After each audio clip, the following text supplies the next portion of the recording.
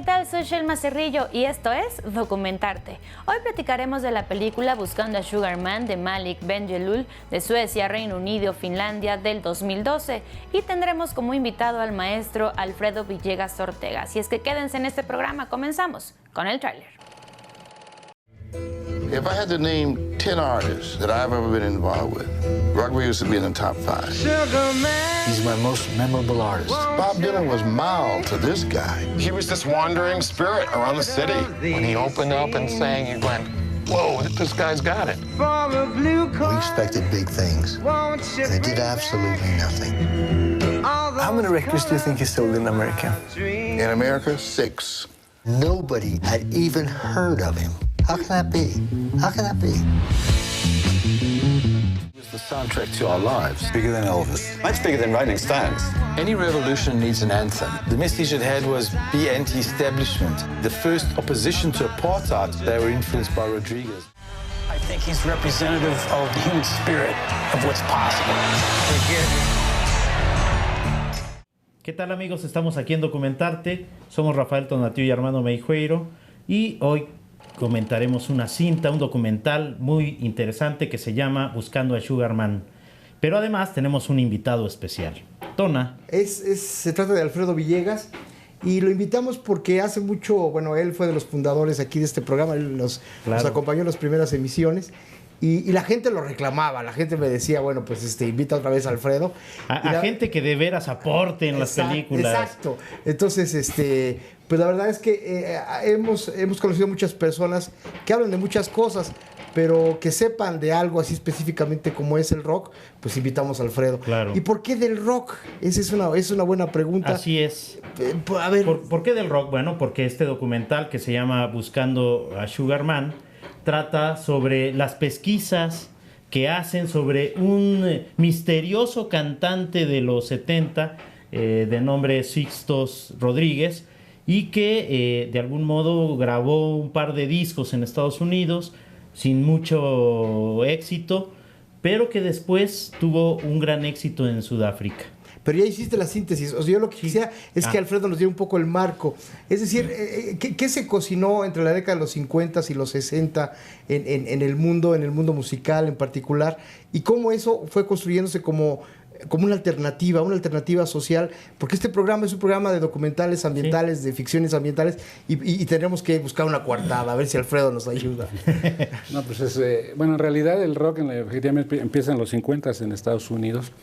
Y básicamente el que se empieza a promocionar en algún tipo de documentales, de películas, es rock norteamericano de Bill Haley, de Elvis Presley, todo este tipo de cantantes norteamericanos muy interesantes, pero que reflejaban el mundo de la posguerra, el mundo gringo, el mundo blanco, el mundo light, digamos, de alguna manera, sin una contrapropuesta hacia lo que estaba ocurriendo en la sociedad, sino simplemente el ritmo como generador de nuevas sensaciones, de nuevas emociones, ¿no? Claro.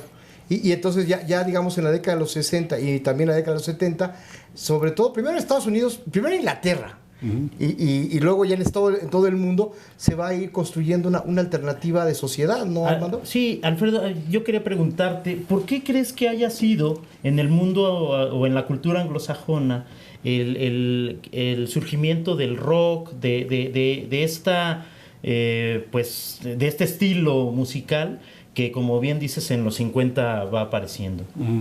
Bueno, en realidad el rock, los ingleses, yo que siempre he dicho que se lo roban a los gringos cuando empiezan a llegar las primeras canciones de los grupos norteamericanos a Inglaterra, particularmente en Liverpool, que es el caso de los Beatles, pero también a Londres y a otras partes, a Francia, Alemania, etcétera. Y gradualmente lo van reconvirtiendo, van dándole un sonido propio, van dando una propuesta diferente, tanto estéticamente como desde el punto de vista social, contracultural en algunos casos, y en otros también montados en esa cresta de mercadotecnia, de producción y demás, ¿no?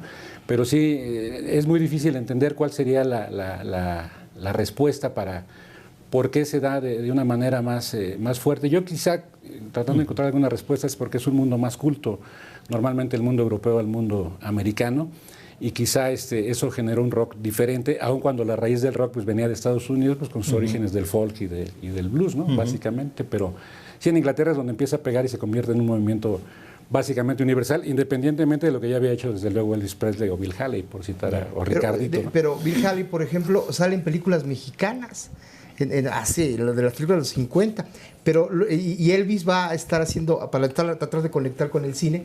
Y bueno, pues A Hard Day's Night de los Beatles ya es una película de ficción totalmente dedicada a un grupo musical que tal vez es el grupo más importante del rock de todos los tiempos, que es sin lugar de los Beatles, ¿no? Digo, estoy haciendo como antecedentes de lo que sería, pues digamos, contextualizar por qué una película como Buscando a Sugar Man irrumpe en documentarte, ¿no? Así es. Entonces, no sé en particular si puedas referir, porque esta es la primera oleada, digamos, ¿no? Y en los Beatles, bueno, el Submarino Amarillo, luego Let It Be, pero tú sabes muchísimo, pero lo que digo es, también hay un cine muy interesante ligado a los Who, por ejemplo, ¿no? A Tommy, Cuadrofenia, etcétera, ¿no? Entonces, como que el rock y el cine se ligaron muy rápido de alguna manera, ¿no? Pero volvamos es probable que tuvieran que ver con todo este contexto de posguerra, en el que también como que viene apareciendo un discurso contracultural. ¿Será, Alfredo, que lo podemos ver así, tanto en el cine como en la música? O incluso posmoderno.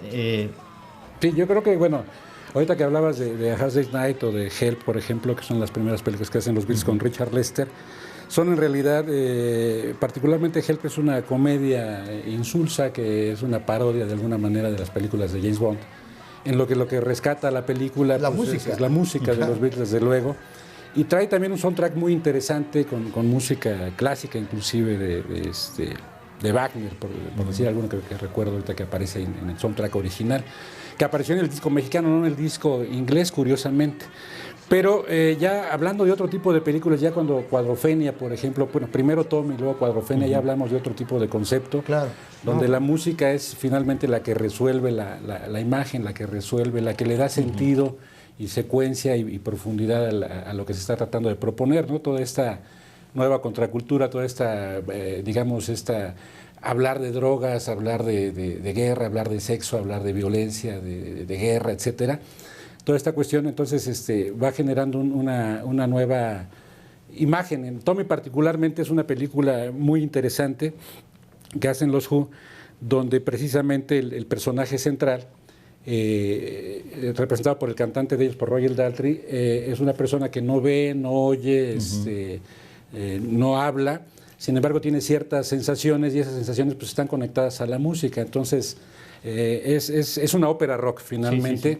Y esto ya trasciende la mera propuesta nada más de vender un disco, de generar una canción aislada de la otra, sino se trata de armar una secuencia, que fue todo el trabajo de Pete Townshend, básicamente. Claro, pero regresamos incluso a un tema que te va a gustar mucho, que es la literatura, ¿no? Si vemos la generación beat, claro. pues es una generación, claro. Lo que tú hablas de la contracultura, es decir... incluso, y en México la literatura de la onda, con Agustín, quien ha escrito mucho sobre rock también. Pero, ¿qué les parece si hablamos de esto en el siguiente segmento? Porque vamos a ir a una pausa. Regresamos en un momento.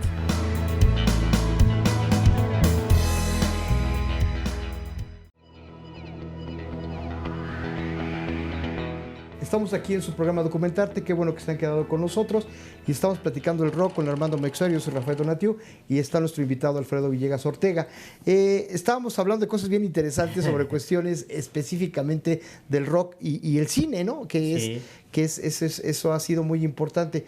Ya hablaremos en otro programa de Pink Floyd, pero ahora creo que ya es el deber estar hablando un poco de esta película. La película empieza en realidad, si lo ordenamos, no por geográficamente como nos quiere dirigir el director de Buscando a Sugar Man, porque él nos mete luego a una ciudad preciosa en Sudáfrica y luego nos va a mandar a Detroit y luego nos va a mandar al sur de California. Pero lo interesante, si lo ordenamos, todo empieza por ahí del 68, ¿no? Cronológicamente.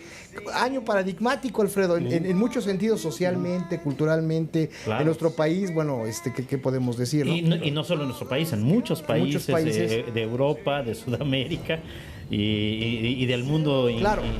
De la cultura anglosajona. Incluso yo he estado en presentaciones de libros que ha hecho Alfredo de Joel Ortega y él, pues, él lo cubre un poco sobre el 68. ¿Qué nos puedes decir sobre el 68, Alfredo? Bueno, el 68 creo que es totalmente paradigmático y coincide precisamente con con toda esta generación que no encontraba una referencia en el mundo social, una participación desde el punto de vista político, una participación ciudadana de ninguna forma, ¿no? Toda esta juventud que se veía desencantada por ello, y surgen varios movimientos de música, algunos de ellos es el hipismo precisamente.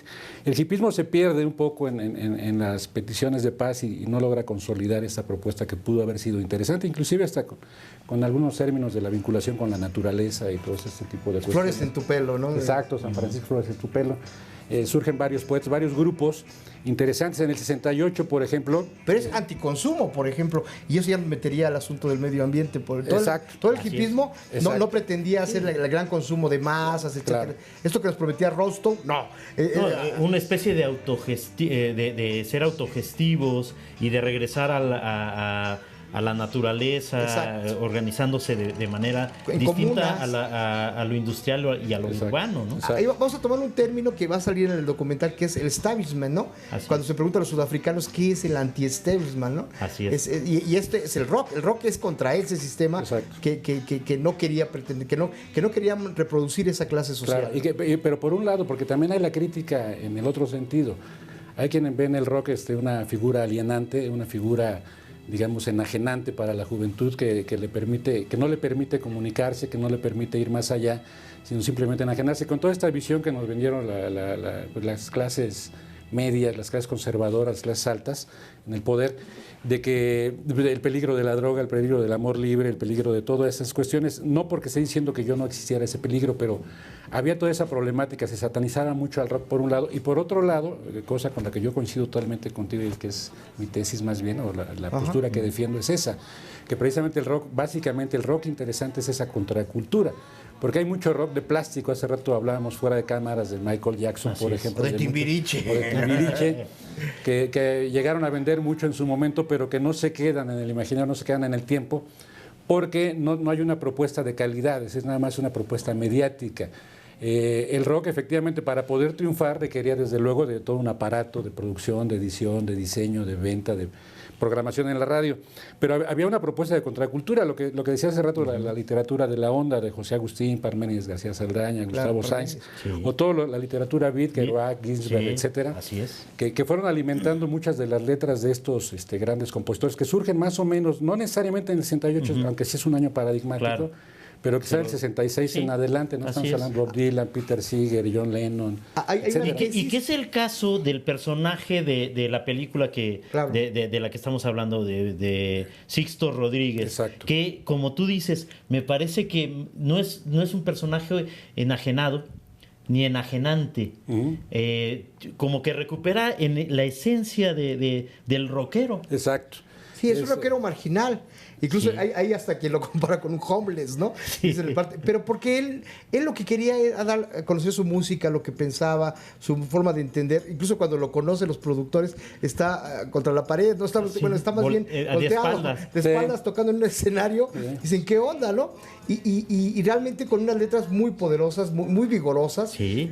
Comparadas con las de Bob Dylan. Claro. Y que, a mi sentir, tienen mucho más el sentido de clase, que es una persona, pues es un migrante, o por lo menos un mexicano nacido de segunda generación, y que finalmente, pues, ahí hay muchas cosas. O sea, ¿por qué? Porque lo que acaba de decir Alfredo es muy importante, cómo hay todo un aparato industrial, una industria cultural que va a rodear al rock, y que yo digo que en el caso Sixto Rodríguez se queda a la mitad. Es decir, sí hay quien lo detecta, sí hay quien le da la oportunidad de grabar 2 discos, pero en ese empuje final algo pasa, ¿no? Sí. O sea, en el empuje de llevarlo al estrellato, vamos a decir, como que algo pasa, pero también él poco ayuda, ¿no? O sea, él como que se autosabotea, por decirlo de alguna manera. Sí, ¿no? yo creo que...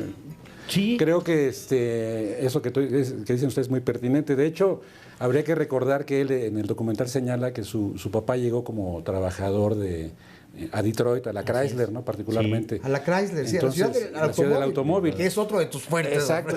Y en Detroit precisamente se da el sonido Motown, ¿no? El que es el sonido negro de la ciudad del motor, el sonido de la música negro, de Gladys Knight, todos los cantantes negros y cantantes negras que se puedan imaginar, y no estoy diciendo nada políticamente incorrecto, porque podríamos decir afroamericanos o como les queramos llamar, pero sin ningún menosprecio. Y de hecho, uno de los productores que se acerca con Rodríguez encuentra en él una gran calidad. Dices de los 5 mejores o 10 mejores que he encontrado. Pero además es un superproductor. Exacto, sí, un productor que trabajó con Miles Davis, que trabajó con Marvin Gaye, que trabajó con varias personas, con Dionne Warwick, ¿no? Por ejemplo, o sea, Miles Davis, que ni siquiera era del Motown, pero nada más para hablar un poquito de qué gente estuvo con él, como tú decías, que sí estuvo ahí, digamos, tenía la maquinaria necesaria, pero algo faltó, ¿no? Faltó quizá la difusión, quizá el manejador, quizá. Es difícil, ¿no? Porque también un poco él, ¿no? Porque especulábamos mucho cómo se vuelve un éxito en Sudáfrica. En Sudáfrica, es decir, de pronto, por azares del destino, un disco llega a Sudáfrica y comienza como en ejercicio viral, lo copian y de manera clandestina, porque estaba en apogeo el apartheid, se va reproduciendo y se vuelve un símbolo de la resistencia contra el apartheid. Hay algo que dice Adrián de Garay, que ya lo haremos la siguiente, el sociólogo Adrián de Garay, dice que hay 2 tipos de rockero. El que le gusta la música del rock, el que va a los conciertos y le gusta lo masivo, etcétera, y hay el otro tipo de rockero, que es el que escucha, el que comparte con sus amigos, el que se echa un trago, lo que sea, y le gusta oír el rock con sus cuates, y hablan y se recomiendan. Este fue el caso de Rodríguez, de Sixto Rodríguez en Sudáfrica, porque no lo permitían tocar en las estaciones de radio, ni había conciertos, pero la gente se empezó a comunicar, oye, ¿ya oíste a esto? En plena sociedad del apartheid, donde estaba todo limitado, todo segregado, todo reprimido, pues una persona que les hablaba de luchar contra el anti-establishment o que le luchaba por ser, etcétera, pues la verdad es que sí les dijo muchas cosas. Vámonos a las recomendaciones, Alfredo, y regresamos después de esto para rematar buscando a Sugar Man.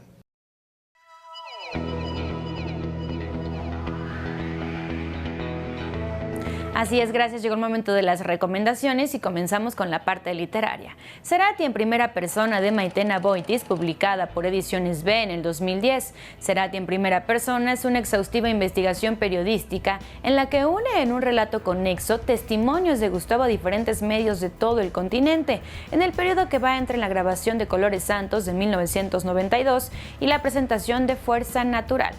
Pasemos a las cinematográficas, que en esta ocasión solo es una. Recomendamos Woodstock de Michael Wadley de Estados Unidos, 1976. Vamos a una pausa, regresamos con más de su programa, Documentarte.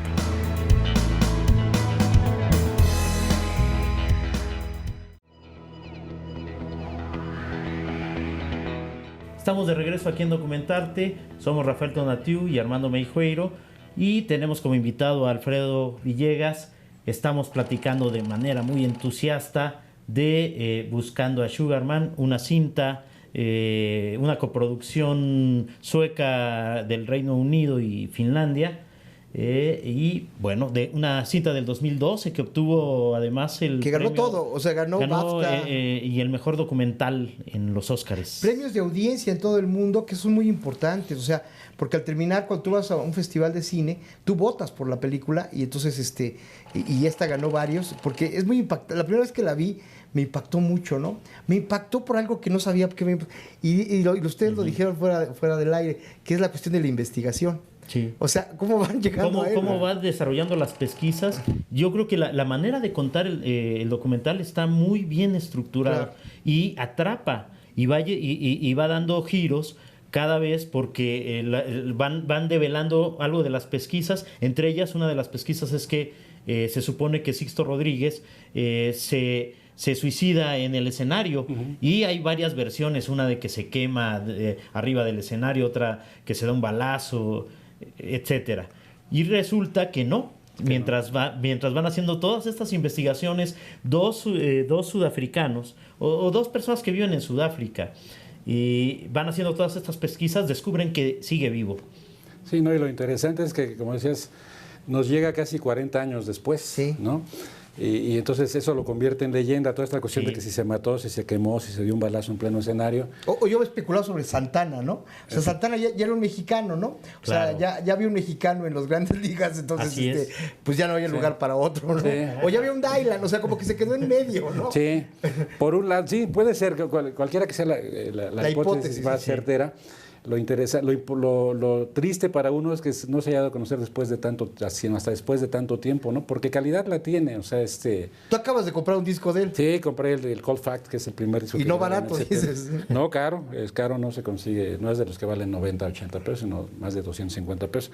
Pero vale la pena, es un disco bastante bien editado, es muy recomendable, pero regresando al documental, yo creo que es un documental que no nada más es interesante para alguien que habla o que le gusta el rock, sino para alguien que para cualquiera, es un personaje. Claro. Rodríguez es un personaje interesante, como tantos Rodríguez que hay por ahí, no nada más en la música, sino quizá en la literatura, en la pintura, que están ahí escondidos por diferentes motivos que pudieron haber hecho más. Las comparaciones con Dylan, tú decías hace rato, con James Taylor, que quizás sea el más cercano, con Pete Seeger, con Donovan, con varios más, con Johnny Cash, pudieran ser, o con Rodrigo, como decías tú también hace rato, ¿no? En el caso mexicano, ¿no? El profeta del nopal, pero todos esos son interesantes, pero lo real es que más allá de en qué lugar estaría, en qué escalafón estaría, desde luego que hubiera tenido mucho mayor éxito, aunque lo hubiera, sabemos que eso no existe. Claro, lo hubieran. Es decir, pues, yo ahorita que te escuchaba, y también Armando me lo había dicho, en el deporte, por ejemplo, ¿no? ¿Cuántos crack uno no ha visto en el barrio, o mil cosas, calle, ¿no? ¿sí? Y en la cancha de básquetbol, en el campo de fútbol americano, y por X razón. Hay muchas circunstancias. Las hay la necesidad, porque no siempre se dan las cosas pero en el caso de Sixto Rodríguez, como comentábamos también fuera del aire, es un poco también de automarginación, es decir, Sixto Rodríguez no le interesaba ni le interesó después, que ya que lo descubren y en el 98 lo llevan a Sudáfrica y da 6 conciertos y vuelve a estar en otros momentos, como que no está prefigurado en su proyecto de vida ser rockero. Sí, ¿no? No, claro, pero más bien es que ese es un debate, ¿no? De identidad. Si ser rockero es eso. O sea, ser rockero es no asumir la posibilidad de la fama, sino que exactamente, o sea, solo es poner tus cosas. Y entonces, ¿por qué no vemos un ser cuando regresamos y lo vemos en un barrio marginal de Detroit? No lo vemos amargado, no lo vemos frustrado. Inclusive educó bien a sus hijas, tiene libros, hay una cultura. No, lo que se nota los lleva a museos, conferencias. Entonces, no vemos un cuate que se frustró y que dijo, pues no la hice, ¿no? Sí, un poco el cuestionamiento de cómo se debe realizar alguien. Uno, bajo la lógica del consumismo, supone que el éxito está cifrado en ser famoso, tener mucho dinero. Y aquí vemos una persona realizada, me parece, sin necesidad de ser el famoso que se va a dedicar a editar discos, a publicar discos. Claro. Porque finalmente yo creo que inclusive antes es muy difícil clasificar su música, ¿no? Sería como un rock urbano. Así es. Pero más que rockero, yo creo que Sixto Rodríguez es un poeta, ¿no? Un poeta de una ciudad que, como decía Tonatiuh fuera de cámara, que representa a mucha gente, que es un discurso sencillo, es una poesía bastante sencilla, pero bastante profunda al mismo tiempo, que sí conmueve. O sea, uno termina de ver el documental y sí le mueve a uno muchas emociones, porque quizá muchos de nosotros nos encontramos en ese Sixto Rodríguez de repente, ¿no? Claro, o sea, es interesante, no es el rockstar que llega a todo, no es el Kurt Cobain que llegó y que lo aplastó la fama, o el Brian Jones que llegó y lo aplastó la fama, sino él ni siquiera llegó a esa fama, y a lo mejor de haber llegado, a lo mejor hubiera sido sepultado por la propia fama, ¿no? Los documentales siempre tienen como muchas lecturas, ¿no? Entonces, a mí me gusta mucho la parte donde está como un productor que lo van a su casa y pone el disco. Yo creo que incluso disco de acetato. Sí. Por si oye. Entonces tiene un sonido muy, tú sabrás, muy peculiar, ¿no? Y dice ahí una frase que es: me quedé sin trabajo 2 semanas antes de Navidad. Ajá. Y dice él, se impacta, ¿no? Sí. Y incluso yo creí con mi esposa, ella oye la frase y se impacta, ¿no? Sí. Porque es algo muy triste. Dice la canción más triste que se ha escrito. Caos se llama la canción de su segundo disco. Entonces entonces pero además el otro giro de la tuerca, que es que se suicide el realizador de este documental. Claro. Que uno jamás se va a explicar por qué, ¿no? Por más después de realizar solo este documental. Yo lo estuve que ganó Oscar, que ganó el Oscar. varios BAFTA y varios Así premios, es. ¿no? Sí, un poco a la Hemingway, ¿no? O sea, después de que ganas el Nobel te suicidas. O sea, y además haces un documental sobre suicidio. Sí. Es decir, porque lo que late, por lo menos hasta el minuto 45 Es que del él se documental, mató. es que él se mató. Claro, está vivo. Y entonces, el giro es que está vivo. Y tú especulabas sobre si está vivo o no. Hay nada más quisiera decir, porque de esa idea la tenía presente, espero que no se me vaya. Hay una parte donde le preguntan a alguien, ¿no te hubiera gustado ser estrella de rock? Ahorita hablando de todo eso. Cuando tú te enteraste que eras un héroe muy famoso en Sudáfrica y demás, ¿no te hubiera gustado el éxito de todo eso? Bueno, pues es que si hubiera querido ser a la mejor, pero la realidad no se puede cambiar, ¿no? O sea, y eso es contundente, Sí, o sea, finalmente... Y también en esa mística que tenía a lo mejor muy latina, muy de su origen, cómo llegó, Claro. su familia y demás. Pero un tipo, yo creo que es más que como rockero, como poeta, es un personaje muy, muy interesante. Pero además, ese es también dialéctico. Él ayuda, no digo que ese sea lo que detonó el cambio en Sudáfrica, pero es un ingrediente que también Claro. jugó. Claro, Entonces, lo toman como himno, lo exacto. toman como vanguardia. Y como- influyó en muchos de los grupos sudafricanos. Incluso en las escenas que pasa el documental, vemos los movimientos contra el apartheid y todo eso. Sí, pero ya nos tenemos que despedir, Tona. Vámonos. Vámonos. Esto Esto fue fue Documentarte. Documentarte. Nos vemos. Muchas gracias, Muchas Alfredo. gracias, Alfredo.